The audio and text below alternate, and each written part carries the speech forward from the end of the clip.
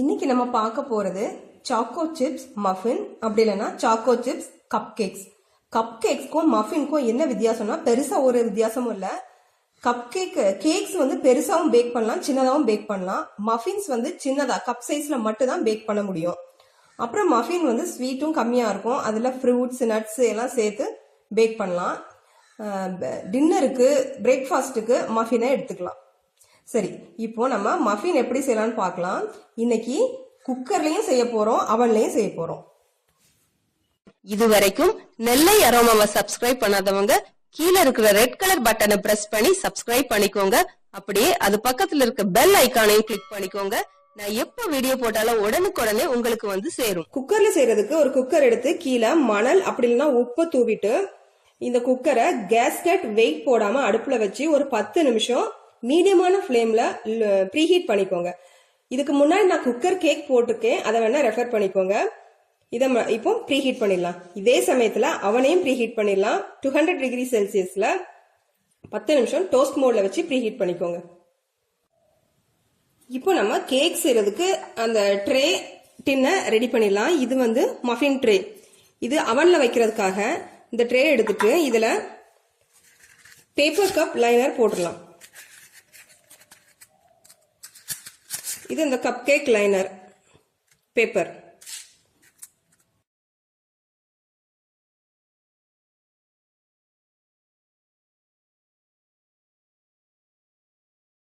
இந்த muffin tray உங்க அவனுக்கு தகுந்த மாதிரி சைஸ்ல நீங்க வாங்கிக்கோங்க. இனி குக்கர்ல வைக்கிறதுக்காக இப்படி 2 கிண்ணம் எடுத்துக்கோங்க. இதுல அடியில பட்டர் தடவிக்கோங்க. சுத்தியும் எல்லா பக்கமும் படுற மாதிரி பட்டர் தடவிக்கோங்க.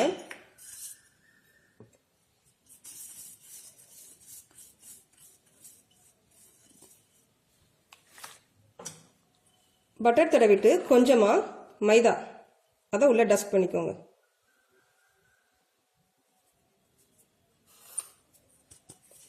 எல்லா இடத்துலயும் படுற மாதிரி இப்படி சுத்தி விட்டுக்கோங்க. சுத்தி விட்டு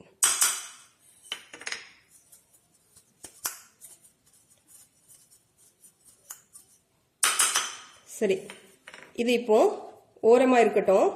நம்ம மாவு ரெடி பண்ணிட்டு வந்துடலாம். மிக்சிங் பவுல் ஒன்று எடுத்துக்கோங்க. முதல்ல இதுல 2 முட்டை போட்டுக்கலாம். 2 முட்டை.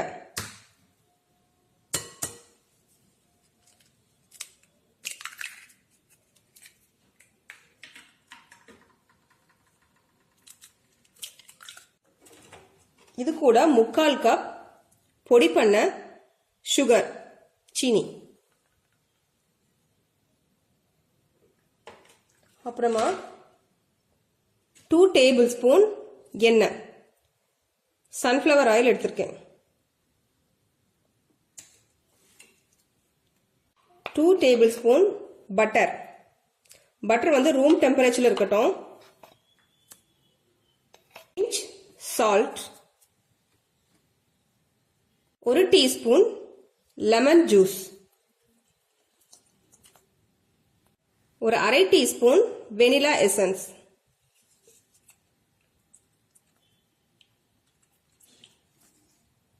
இதெல்லாம் போட்டு முதல்ல இதை நல்லா மிக்ஸ் பண்ணிக்கலாம்.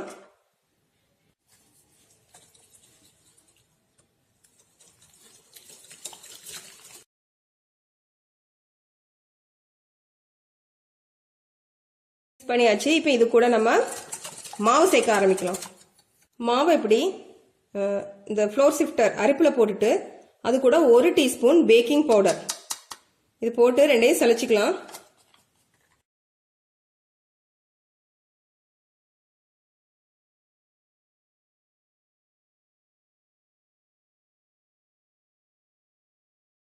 மாவு சலிச்சாச்சு. இப்போ இது கூட ஒரு 1/4 cup choco chips.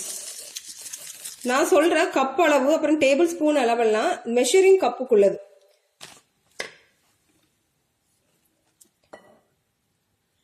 Three table spoon பால் சேர்த்துருங்க. இப்போ மிக்ஸ் பண்ணிடலாம்.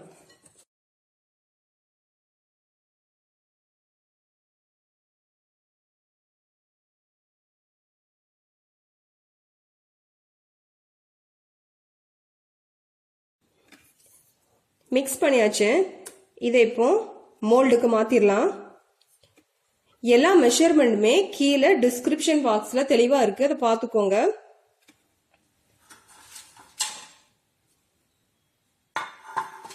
முதல்ல குக்கர்ல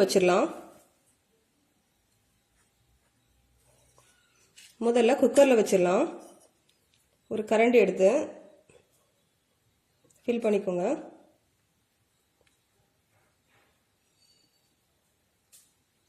த்ரீ ஃபோர்த் வந்து ஃபில் பண்ணிக்கோங்க. ஃபுல்லா மாவு போடாதீங்க, பொங்கி வரும்.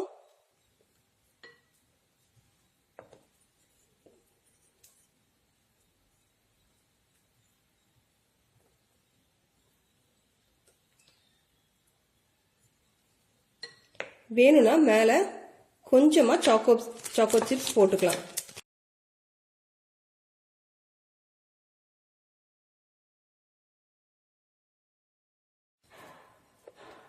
ப்ரீஹீட் ஆன குக்கர்ல இப்படி ஒரு ஸ்டாண்ட் போட்டுக்கோங்க. அதுக்கு மேல இப்படி ஒரு பிளேட். நம்ம வைக்கிற அந்த கேக் பாத்திரம் வந்து அந்த உப்பை வந்து டச் பண்ணக்கூடாது, அப்படின்னா கரிஞ்சிரும். அதுக்காகத்தான் இந்த ஸ்டாண்டும் பிளேட்டும் போடுறோம். இதுக்கு மேல அந்த கப் கேக் வச்சிடலாம்.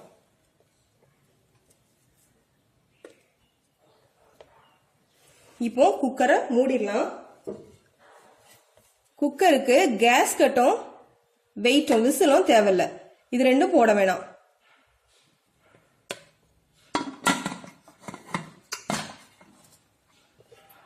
குக்கரை மூடி ஒரு மிதமான சூட்ல, ரொம்ப தீயிலே வச்சிடாதீங்க, ரொம்ப லோ ஃப்ளேம்ல வைக்க வேண்டாம். ரெண்டுக்கும் நடுவா உள்ள தீயில 10ல இருந்து 15 நிமிஷம் பேக் பண்ணலாம். சில கேக்கை பொறுத்தும் அந்த டைமிங் மாறுபடும். நம்ம கேக்குக்குள்ள நிறைய ஃப்ரூட்ஸ் நட்ஸ் அப்படி சேர்த்தோம்னா கொஞ்சம் அதிகமாகும் டைமிங். அதனால ஒரு 15 நிமிஷம் 10 நிமிஷம் 12 நிமிஷம் தாண்டினதும் கொஞ்சம் செக் பண்ணி பார்த்துக்கோங்க, கேக் கரிஞ்சிடாம. இப்போ இது ஒரு 15 நிமிஷம் பேக் ஆகட்டும், அதுக்கப்புறமா பார்க்கலாம். இப்போ அவன்ல வைக்க வேண்டிய மஃபின்ஸையும் நம்ம ஃபில் பண்ணிடலாம்.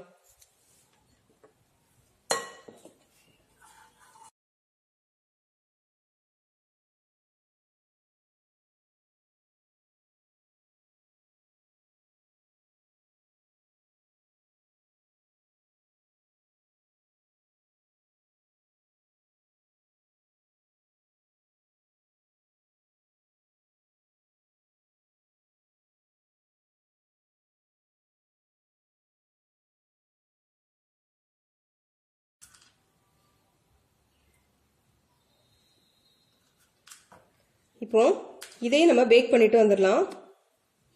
அவன்ல 150 டிகிரி சென்டிகிரேட்ல 20 நிமிஷம் பேக் பண்ணுங்க.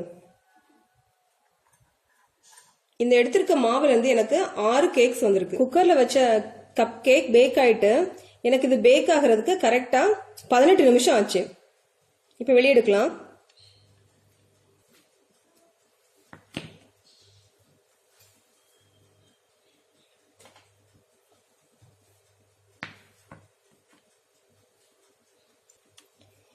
இது நல்லா வெந்திருக்கான்னு பார்க்க நடுவில் ஒரு டூத் பிக்கை குத்தி பாருங்க.